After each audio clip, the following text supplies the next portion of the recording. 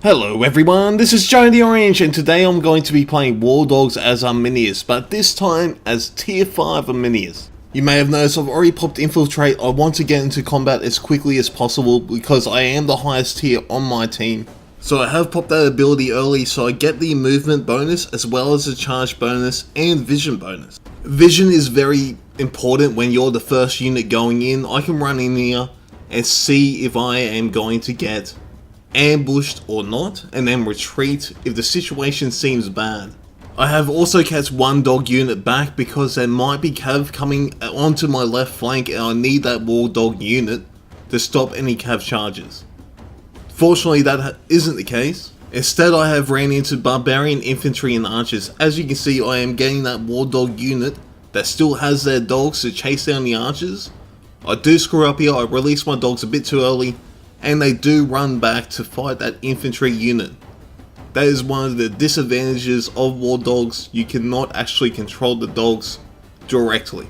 I start retreating my handlers deep into the forest here just to get out of the archer range, and they did have heavy infantry, or should I say Roman infantry, approaching me, and I do not want to fight them in the open with my handlers. At this stage, if I was the enemy archers, I would start unleashing on these wardogs fighting this very low health unit.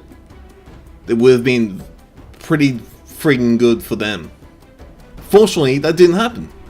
It's also the reason why I pull my wardogs back.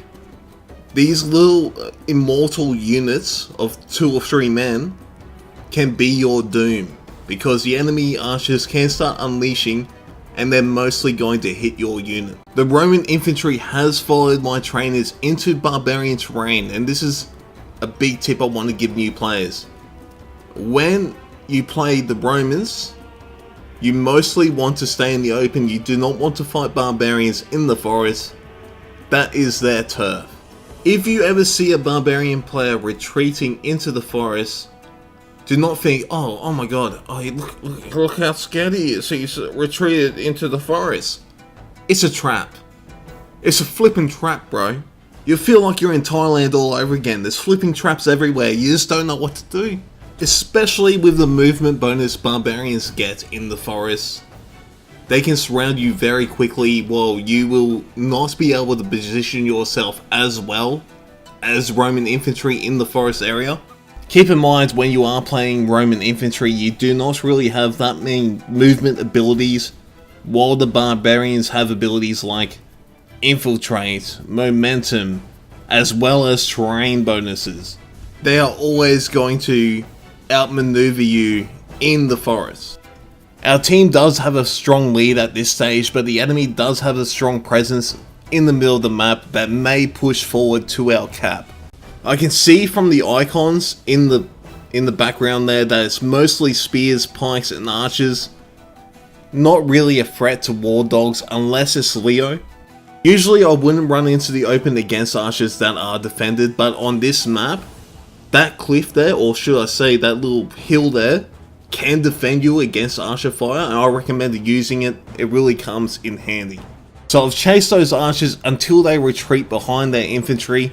I did check to see if those pikes were Leo. They weren't, so I sent my wardogs in. Wardogs do ignore phalanx stance. The problem is, if it is Leo, he can shield bash you. I did not check to see if that pike unit I am attacking at the moment was Leo with my 3rd wardog unit. And in a moment I will pay the price for that. You will see he shield bashes my wardogs for an amazing amount. There it is.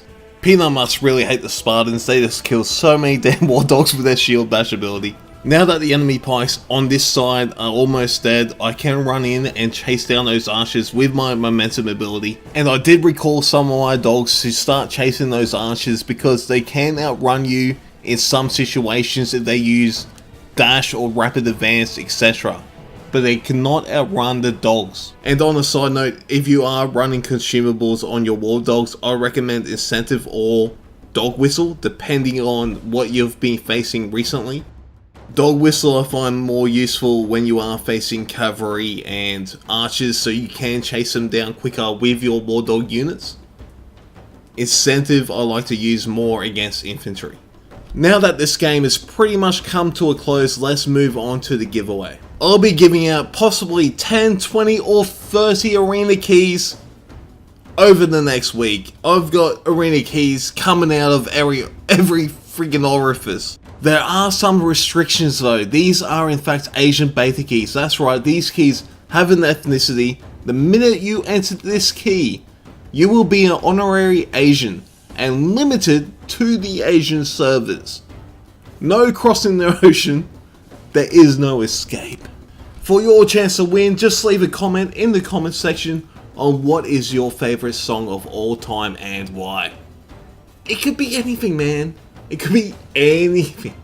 And now back into the game. As you can see, I just faced that spear unit that was a Leo spear unit, one of the worst things wardogs can face. But with the numbers we had, it wasn't too much of a threat.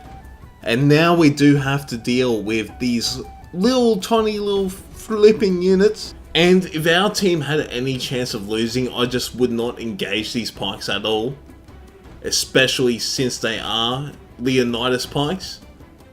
It's just too costly for you, as you can ignore them. What you're better off doing is letting ranged units fire at them, siege units fire at them, etc, etc. Leave these units to the end of the game to clean up.